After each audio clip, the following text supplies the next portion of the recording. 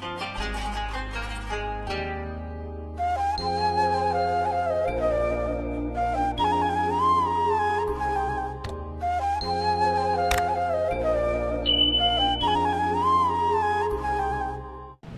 bersyukur pada Allah masih diberikan kesempatan menunaikan ibadah Jumat berjamaah.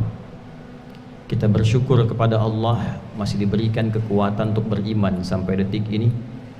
Semoga Jumat ini dijadikan oleh Allah Subhanahu wa taala sebagai Jumat terbaik di antara sekian Jumat yang pernah kita lalui, serta insya Allah mengantarkan pada lembaran hidup baru dalam menjalani kehidupan di dunia ini berdasar panduan iman yang dikokohkan oleh Allah Subhanahu wa taala dalam sanubari kita.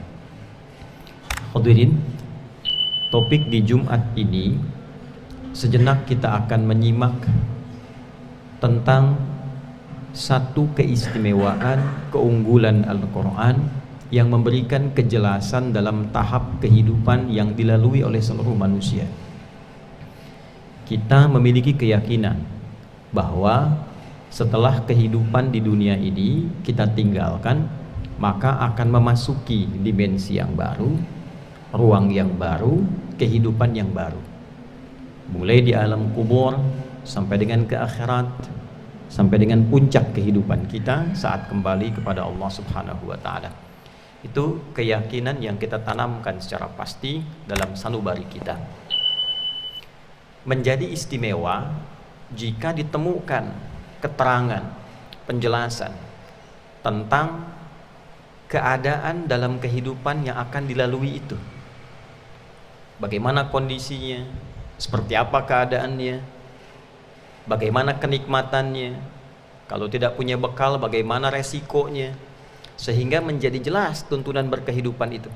Disinilah fungsi agama datang untuk memberikan penjelasan sekaligus menunjuk kitab sucinya, sekaligus kebenaran Tuhan yang hak yang seharusnya kita pertuhankan dan kita sembah.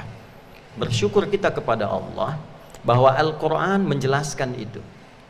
Bukan hanya memberikan bimbingan tentang kehidupan kita di dunia ini, bagaimana kita menjalani hidup dari bangun tidur sampai dengan tidur kembali, dijelaskan lewat penjelasan Rasulullah SAW secara teknisnya. Lantas lebih daripada itu, digambarkan kepada kita tentang persiapan meninggalkan kehidupan dunia ini untuk beralih pada kehidupan yang abadi. Disinilah ada satu titik penjelasan yang kita akan tampilkan secara singkat di dalam Al-Quran tentang keadaan-keadaan yang akan dialami oleh manusia sebagai resiko dari perbuatan dan perilaku yang ditempuh saat berada dan berkehidupan di muka bumi. Jika positif, seperti apa gambarannya? Jika negatif, seperti apa resikonya? Yang positif ini maksudnya memotivasi kita supaya meningkatkan amal sebagai bekal untuk pulang.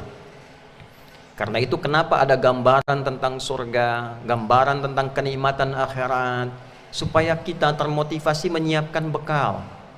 Anda tidak akan mungkin merantau ke Jakarta kalau tidak tergambar peluang-peluang baik apa yang ada di Jakarta, keindahan apa yang bisa dilihat.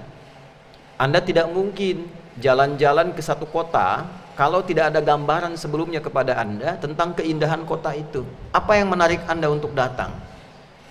Bahkan Anda tidak mungkin menunaikan umrah misalnya ke Mekah, ziarah ke Madinah kalau tidak ada daya tarik yang membuat Anda datang. Dan lebih logis lagi, tidak mungkin Anda bisa mengunjungi tempat-tempat itu kalau Anda tidak menyiapkan bekal. Berapa tahun orang menabung untuk menunaikan ibadah haji?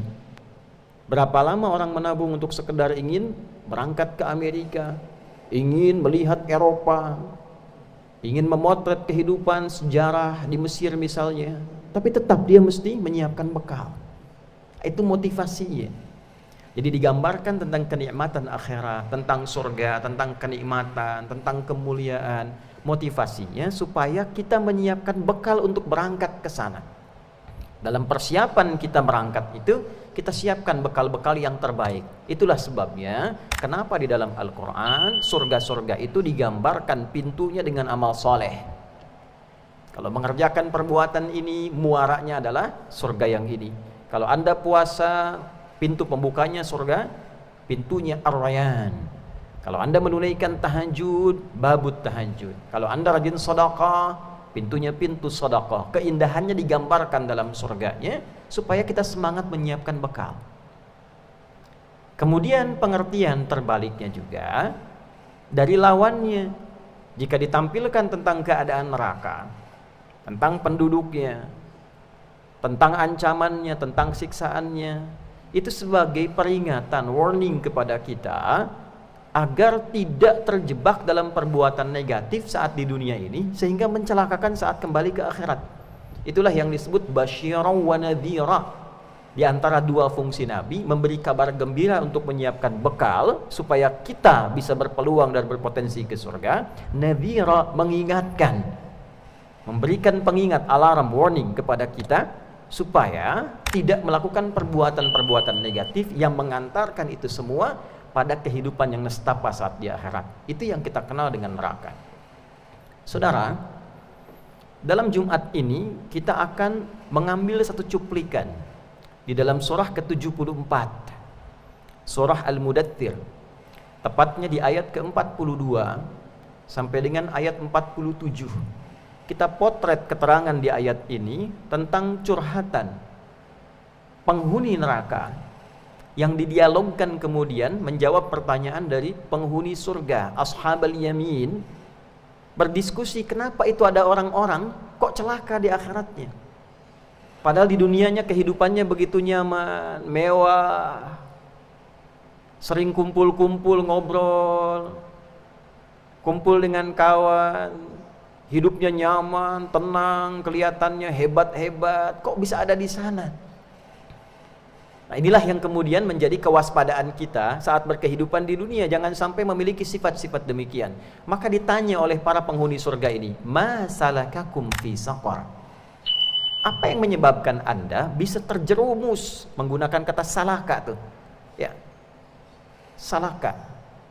Masuk, melewati ya, satu jalan, satu pembuka yang berliku tiba-tiba hadir di tempatnya. Seperti kita menuntut ilmu, salaka man salaka tariqan yaltamisu fihi ilma. Ya, salaka itu menempuh secara bertahap gitu. Ada orang mengerjakan perbuatan di dunia secara bertahap mengantarkan dia ke neraka. Apa perbuatan-perbuatan yang bertahap ternyata mengantarkan seseorang kepada nestapa di akhirat sehingga masuk ke dalam neraka? Detil sekali diksi Al-Qur'annya. Tahapannya apa saja? Ma salakakum. Perbuatan apa yang mengantarkan Anda secara bertahap fi saqar, masuk ke dalam neraka ini? Saqar itu di antara sifat jahannam. Ya, sering orang menyebut dengan neraka saqar. Ya, punya sifat-sifat, nanti ada hutamah ya, yang membakar sampai ke kedalaman. Ya, ada saqar, ada jahannam, ya, ada wail dan seterusnya. Itu sifat yang membakar, yang tidak memberikan toleransi, yang tidak berkeadilan. Jadi hukum Allah itu adil. Kalau perbuatan buruknya begini, hukumannya seperti ini. Kalau perbuatan kriminalnya itu A, hukumannya harus A juga. Tidak ada orang perbuatan kriminal A, hukumannya B. Adil. Surganya adil, nerakanya adil. Maka apa curhat mereka? Qalu lam naku minal musallin. Tolong garis bawahi ini betapa detil kalimat yang ditampilkan oleh Al-Quran. Qalu, mereka berkata, merespon itu. Ya, itu serempak. Ini menunjukkan ada perhimpunan, perkumpulan, yang perkumpulan ini menjadi komunitas saat di dunia ini. Dalam turunan ayat sebelumnya disebut mujrimin, ya, para kriminal. Siapa orang-orang yang bertindak kriminal ini? Mereka kemudian curhat. Qalu, mereka berkata, lam naku minal musallin. Ya, lamnya di situ menggunakan lam, menunjukkan bentuk masa lalu. Saat di dunia kami, nah adalah, adalan, ada lam, itu berbeda. La menunjuk perbuatan kini, lan menunjuk perbuatan yang akan datang, tapi nafi sifatnya. Ya, lam menunjuk perbuatan masa lalu. Dulu di masa lalu saat di dunia itu, lam naku minal musallin, kami tidak termasuk golongan orang yang menunaikan sholat. Satu. Dan nunnya hilang di situ. Asalnya lam nakun. Masuk lam itu litakhfif, nunnya dihilangkan secara nahwu. Tapi secara balaghah itu respon cepat mereka untuk menunjukkan di dunia itu mereka memang nggak peduli dengan sholat. Kalau nunnya ada masih mikir. Tapi kalau nunnya hilang itu menunjukkan bahwa saking tidak pedulinya abai dengan sholat. Nggak peduli. Ya, jadi tidak hanya diartikan kami tidak menunaikan sholat saat di dunia. Orang-orang ini curhat mengatakan kami tidak pernah menunaikan sholat dan nggak peduli, nggak termasuk dalam golongan orang yang sholat. Jadi lihat orang sholat pun nggak peduli. Bukan hanya tidak menunaikan, tidak mengerjakan sholat, ditampakkan oleh Allah hidayah orang ke masjid tidak tersentuh, ditunjukkan orang-orang sholat, buka YouTube, tiba-tiba keluar pelajaran sholat tidak peduli. Dan ada dua golongan di sini. Golongan pertama memang golongan yang tidak beriman sampai dia meninggal dan tidak menunaikan sholat. Karena itu tafsir para ulama dalam berbagai kitab tafsir menunjukkan bagian pertama ini. Orang-orang yang memang tidak beriman, orang-orang yang memang kufur dari imannya sehingga tidak menunaikan sholat dalam hidupnya. Orang tak beriman memang tak peduli dengan sholat karena tak ada iman dalam dirinya. Pertanyaan besarnya adalah bagaimana dengan orang yang mengaku beriman? Jangan-jangan dalam hidup ini ada orang mengaku beriman tapi juga tak peduli dengan sholat. Inilah yang ditampilkan dalam Al-Quran sebagai kewaspadaan. Jangan sampai dalam hidup ada orang mengaku beriman, saya juga Islam. Nah, kalau urusan dunia cepat mengatakan saya Islam juga kok, tapi nggak pernah sholat. Nah, kalau Quran tampilkan begitu, potensinya ada ditemukan yang demikian. Mengaku beriman, ngaku muslim, tapi keislamannya, keimanannya ditarik untuk kepentingan dunianya. Ingin mendapatkan cinta dari pasangan, ya pura-pura beriman. Ingin dapat proyek, ya dari orang Islam, pura-pura ya beriman misalnya. Atau demikian dalam kehidupan, ingin mendapatkan sesuatu, pura-pura kemudian masuk Islam, pura-pura beriman, mengatakan saya beriman tapi tidak sholat. Saudara, sholat itu adalah pembuktian keimanan kita kepada Allah. Karena itu satu-satunya ibadah yang disebut iman dalam Al-Quran itu hanya sholat. Wa ma kana Allahu liyudhi'a imanakum. Al-Quran surah kedua Al-Baqarah di ayat 143. Nabi pernah menegaskan al-farqu bainal mu'min wal kafir tarkus shalah.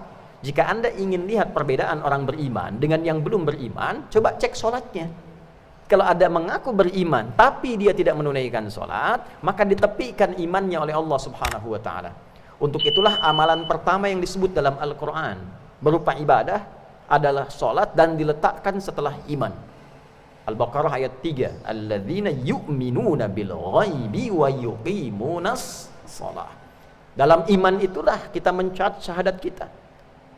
Dalam iman itulah kita buktikan dalam sholat kita. Bukankah di sholat ada syahadat itu? Asyhadu an la ilaha illallah dalam tahiyat. Panggilannya, panggilan azan itu sudah ada syahadat. Allahu akbar, asyhadu an la ilaha illallah, asyhadu anna Muhammadar Rasulullah. Qomat diulang lagi. Karena itulah inti keimanan kita. Dan sholat itu, walaupun secara bahasa diartikan doa, tapi rangkaian katanya menunjuk sesuatu yang terkoneksi, seakar dengan kata silah. Artinya orang yang sholat itulah orang yang terkoneksi dengan Allah karena imannya. Jadi kalau Anda memahami bahwa ada orang-orang yang mengatakan saya beriman tapi tidak sholat, itu artinya dia belum terkoneksi dengan Allah. Bagaimana menginginkan surga sementara belum terkoneksi dengan Allah secara benar? Ini gambaran yang pertama. Ya, jadi kalau sifatnya jama', ada orang kumpul-kumpul, hati-hati. Anda punya anak, Anda punya kawan, mengaku beriman tapi abai dengan sholat, hati-hati dengan ayat ini. Kita ingatkan, cintai saudara kita minimal dengan doa supaya jadi ahli sholat. Diamanahi anak tidak sholat, kumpul dengan orang-orang yang tidak sholat, hati-hati. Menyekolahkan anak di tempat yang tidak pernah mengajarkan sholat, hati-hati. Karena kalimatnya jamak bentuknya di sini, qalu, mereka curhat. Nanti kita akan lihat rangkaian ayat setelahnya, suka kumpul-kumpul, kumpulnya juga dengan orang-orang yang kriminal juga. Ada kriminal spiritual yang menipiskan iman, menghilangkan iman, itu kriminal spiritual. Ada kriminal sosial yang fisikal tuh, yang korupsi, yang nyogok, yang mencuri. Ya, yang membegal tuh kriminal sosial, bentuknya fisikal. Ada kriminal spiritual. Ya, yang menegasikan, mereduksi, bahkan menghilangkan iman itu. Hati-hati cucu, anak, teman. Pilih-pilih sekolah. Pilih tempat bergaul. Anda bergaul dengan orang-orang yang benar dimanapun bertugas, karena pada akhirnya kita meninggal juga. Silahkan berteman dengan orang hebat, tidak dilarang. Tapi ingat, Anda meninggal dan pulang kepada Allah. Ya. Walam nakun nut'imul miskin. Hati-hati. Dan saat di dunia, kami ini nggak peduli dengan orang-orang miskin, nggak kasih makan orang miskin. Artinya orang-orang ini bukan orang biasa. Kehidupannya mewah. Nanti kita pisahkan tuh. Ada kehidupan orang biasa, sudah biasa nggak beriman. Ada yang sudah fakir, kriminal. Kalau ini orang senang kumpul-kumpul, rapat bareng, ngobrol bareng, harta ada, tapi nggak pernah mau berbagi. Diuji dengan harta, tidak mau berbagi. Diuji dengan sehat, tidak terkoneksi dengan Allah. Wa kunna nakhudu ma'al khaidin. Ini poinnya. Dan kami dulu senang kumpul-kumpul untuk bicara hal-hal yang negatif, untuk merumuskan proyek yang kotor. Kumpul-kumpul bicara maksiat, kumpul-kumpul merencanakan perbuatan buruk. Ya, berkomunitas untuk berbuat maksiat. Hati-hati, eranya sudah banyak sekarang ini. Bukan hanya offline. Ada perkumpulan copet. Sekarang naik levelnya perkumpulan koruptor, bahkan sandinya sudah macam-macam tuh. Yang paling jahat tuh menggunakan sandi agama. Ustadz dan pengajian. Ustadznya sudah datang, pengajian sudah siap. Yang dimaksud ustadz tuh uang korupsinya sudah tiba, sudah bisa diambil. Anda bayangkan, agama dipakai mainan untuk dibawa ke dalam ranah maksiat. Ini terjadi, saudara. Nah, ini orang-orang seperti ini, calon penghuni neraka jahanam dengan sifat sakar ini. Kalau dia tidak bertobat, maka kita doakan supaya Allah berikan hidayah, kembali hidupnya jadi baik. Islam itu selalu begitu. Sebelum rohnya sampai ke kerongkongan, selalu ada peluang untuk kembali menjadi orang soleh. Betapa banyak orang salah di muka bumi ini berubah menjadi soleh hanya memanfaatkan kesempatan yang sedikit dalam hidupnya. Sekarang berubah jadi online. Apa Anda kira yang menipu itu sendirian? Tidak.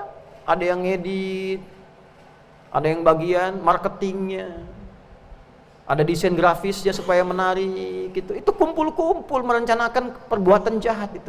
Yang bikin hoax, ya, kumpul-kumpul. Nah, sifatnya gampang. Kalau sudah ketemu begitu, pasti nggak sholat itu, pasti nggak sholat. Ya. Nah, kalau ada orang-orang begitu kelihatan masih sholat, itu munafik itu. Sama saja neraka juga. Munafik, orang kafir yang tidak beriman itu satu tempat, nerakanya jahanam juga. An-Nisa nanti suratnya, surah keempat, ayatnya pindah, ayat 140. Waqad nazzala 'alaikum fil kitabi an idza sami'tum ayatillahi yukfaru biha wa yustahza'u biha fala taq'udu ma'ahum hatta yakhudu fi haditsin ghairi innakum idzam mithluhum innallaha jami'ul munafiqina wal kafirina fi jahannam jami'a. Telah tetap ketentuan dalam Al-Qur'an. Kalau ditemukan ada orang suka plesetkan ayat-ayat Al-Qur'an. Tuh. Dipotong-potong supaya diplesetkan maknanya. Orang bicara A ditampilkan B. Kumpul bikin.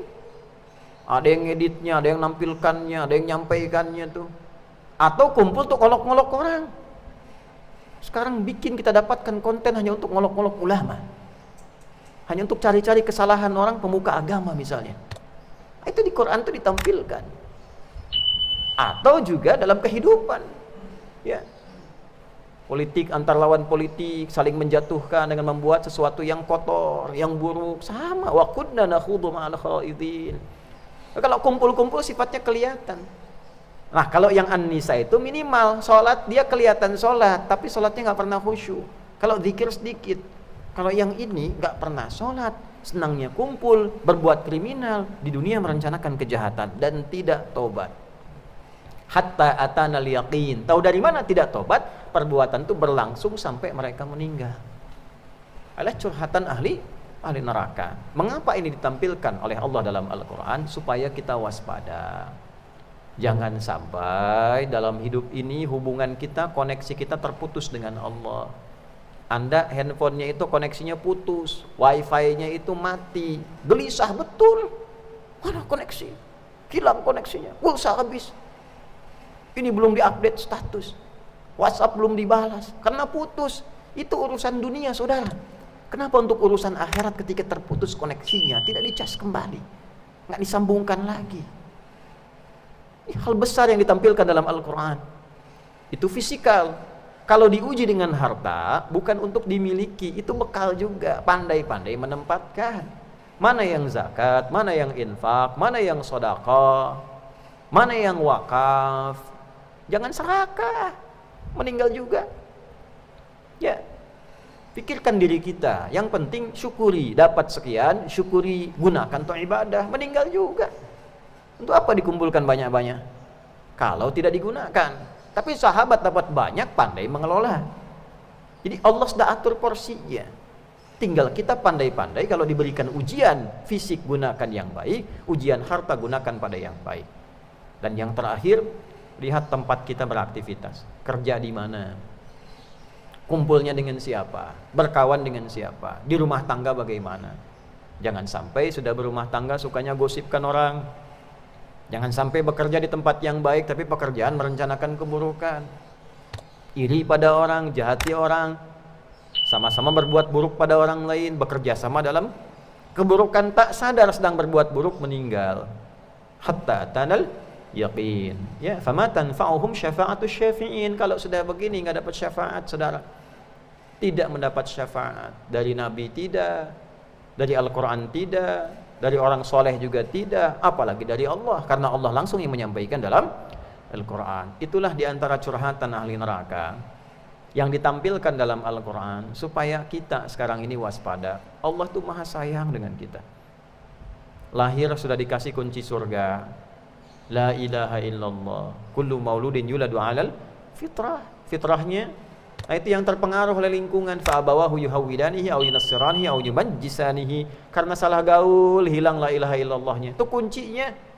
Tinggal nanti saat pulang kita buka. Sekarang tinggal nyari pintunya. Kunci itu Anda mau gunakan untuk buka pintu yang mana? Kumpulkan dari sekarang. Nah, ditampilkan keadaan neraka supaya kita hindari. Jangan bersikap seperti itu.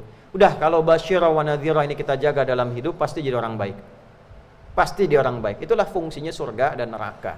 Ya, pada puncaknya semua kembali kepada Allah. Allah nggak ciptakan surga pun, nggak ciptakan neraka pun, cukup kita jadi hamba bersyukur. Kenapa? Karena kita punya Tuhan yang hak. Karena kita punya Tuhan yang hak.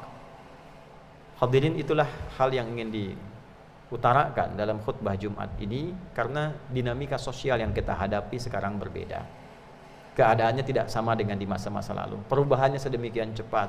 Informasi cepat hadir di tangan kita, masuk ke saku kita.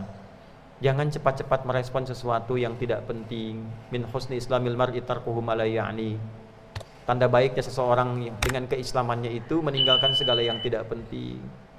Hal tidak penting, ikut komen, bersekutu dalam keburukan, tak sadar sama-sama menghujat, dosa, hilang pahala. Ya. Karena itu kita bermohon pada Allah Subhanahu wa taala, semoga walaupun singkat kita bahas di Jumat ini, Allah menjaga kita dari perbuatan-perbuatan yang dapat meruntuhkan kehormatan kita di dunia dan berpotensi menistakan siapapun saat kembali kepada Allah di akhirat kelak. Semoga Allah melindungi kita, menjaga kita, menjadikan kita orang-orang baik sehingga bermanfaat untuk diri kita, keluarga, dan masyarakat serta bangsa dan negara yang kita cintai, Indonesia yang kita harapkan diridhoi oleh Allah Subhanahu wa taala. Barakallahu li wa lakum fil Qur'anil azim wa nafa'ani wa iyyakum bima fihi minal ayati wa dzikril hakim wa taqabbala minni wa minkum tilawatahu innahu huwas samiul alim. Ud'ullaha yastajib lana wa lakum jami'an.